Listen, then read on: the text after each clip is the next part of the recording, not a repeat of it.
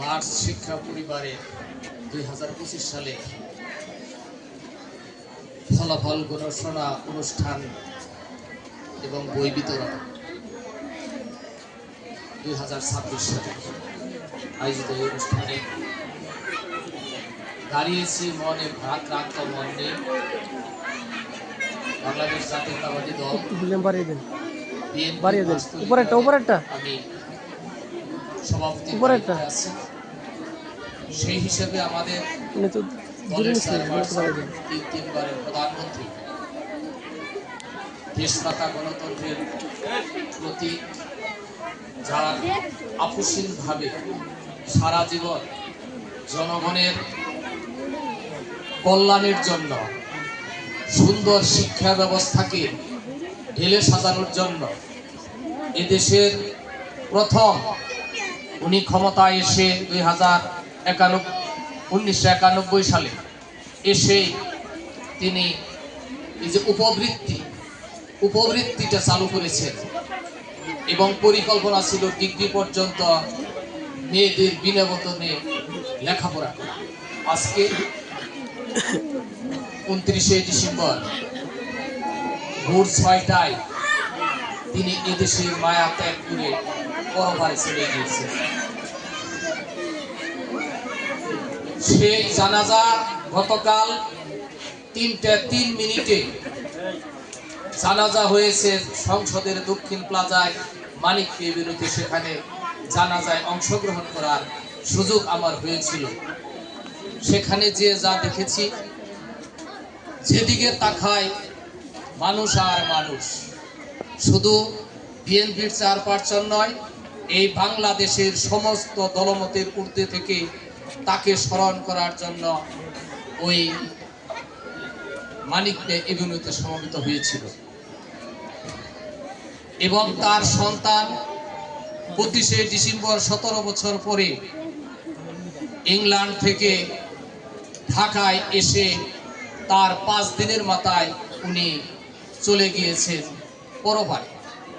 হয়তো উনি দীর্ঘদিন, অনেকেই বলেছিলেন যে উনি মারা গেছেন, প্রকাশ করতেছে না, কিন্তু আল্লাহ রাব্বুল আলামিন সবই জানেন যে আজকে তার সন্তানকে হয়তো শেষ মুহূর্তে বুকে জড়িয়ে ধরার জন্যই একজন সন্তান হিসেবে তাকে দীর্ঘদিন পরে কাছে পাবে, সেই পাওয়ার অপেক্ষায় হল আল্লাহ রাব্বুল আলামিন তাকে বাঁচিয়ে রেখেছিলেন।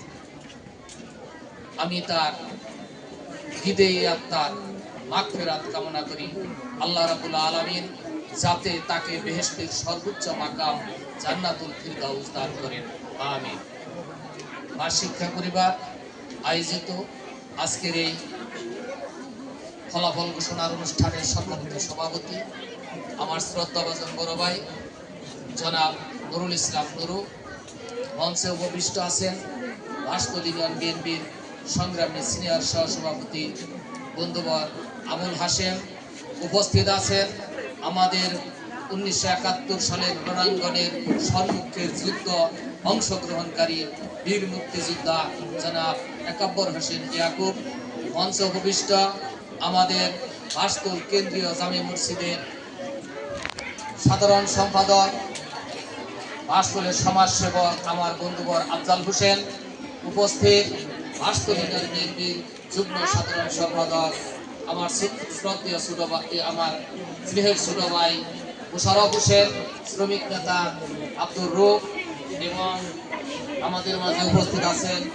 ভাস্কর হাজী মহিউদ্দিন দাখিল মাদ্রাসার ম্যানেজিং কমিটির অভিভাবক সদস্য, উত্তরপাড়া জামে মসজিদের ইমাম মাওলানা মুজিবুর রহমান সহ আমাদের এই মার্চ শিক্ষা পরিবারের প্রধান শিক্ষক, শিক্ষিকা মণ্ডলী আমার এবং অভিভাবক বৃন্দ, আমার স্নেহের ছাত্র ছাত্রী, আসসালামু আলাইকুম। অনেকেই প্রতিষ্ঠ, দীর্ঘক্ষণ সভা চলছে, অনেকেই ক্লান্ত, যেহেতু প্রচন্ড শীতের পরে আমরা সুন্দর একটি রৌদ্র অনুভব করছি, যার জন্য অনেক গরম অনুভব হচ্ছে। আমি অল্প 2 থেকে 3 মিনিটের মধ্যে আমি আমার বক্তব্য শেষ করব। আমি বিনীতভাবে আহ্বান জানাবো আপনাদেরকে, আপনারা একটু নীরবতা পালন করবেন। বিশেষ করে আমি যারা আজকে পরীক্ষায় অংশগ্রহণ করেছে তোমাদের উদ্দেশ্যে বলতে চাই যে আজকে রেজাল্ট পেয়ে আমাদের আফজাল বলেছে যে রেজাল্ট পেয়ে অনেকে খুশি হবে, হাসবে, আবার অনেকে কাঁদবে। তবে আমি যে হাসবে তাকে অতিরিক্ত না হাসার জন্য আহ্বান করব যে আরো ভালো করতে হবে। হেসে খেলে আবার পরবর্তীতে দেখা যাবে আগামী বছর আরো খারাপ করেছে, তাতে ওই বেশি না হেসে অনুভব করে কাউকে যে যারা ভালো করে নেয় তাদের সামনে অতি উৎসাহ হওয়ার প্রয়োজন নেই। ওর মনটা খুব খারাপ লাগবে, সেজন্য দুঃখ পাবে। আবার দেখা যাবে যে সে দুঃখে যারা আপনারা যারা খারাপ করেছেন, হয়তো 1-2 ছিল, অনেকে 10-15 চলে গেছে, তাদেরকে ওই দুঃখকে শক্তিতে রূপান্তরিত করতে হবে যে আমি আগামী বছর আরো ভালো করি। আমি পরশুদিন সিনিয়র শিক্ষা পরিবারে একটা ছেলে 15 থেকে 2 নম্বরে চলে গেছে, এমনও হতে পারে। তাইলে অবশ্যই চেষ্টা করেছে। অনুরূপভাবে আমি বলবো যে আপনারা যারা ভালো করেন তারা খারাপ ছাত্র না, তারা এই যে দুঃখ পেয়েছ, বেদনা পেয়েছ, কান্না এসেছে, সামনে মনে করতে হবে প্রতিযোগিতায় যে 1 নাম্বার আছে তাকে তার কাছে চলে যেতে হবে, তাকে নিচে ফেলতে হবে। আমি সেই সাথে আমি অভিভাবক যারা আছে তাদেরকে বিনীত আহ্বান করব যে আপনারা এই যে সন্তানদেরকে এখানে দিয়েছে, আপনাদেরকে আমি প্রতিদিনই হয়তো 2-1 দিন বাদ হতে পারে আমি আসি, এখান দিয়ে যদি এই প্রতিষ্ঠানে ভিতরে নাও অবস্থান করি তাহলেও কিন্তু আমি বাহিরে আমি কিন্তু লক্ষ্য করি আপনারা যে বাচ্চাদেরকে নিয়ে এসে পড়ালেখা করাইতেছেন, আপনারা কি করাইতেছেন, এখানে পড়ছে, বাড়িতে কি পড়তেছে, না মোবাইল নিয়ে টানাটানি করতেছে, না আপনি নিজে এখন আপনার সন্তান লেখাপড়ার টেবিলে দিয়ে আপনি যদি আরো রুমে বসে মোবাইল টিপেন, তখন কিন্তু ওর পড়ালেখাটা ভালো হবে না।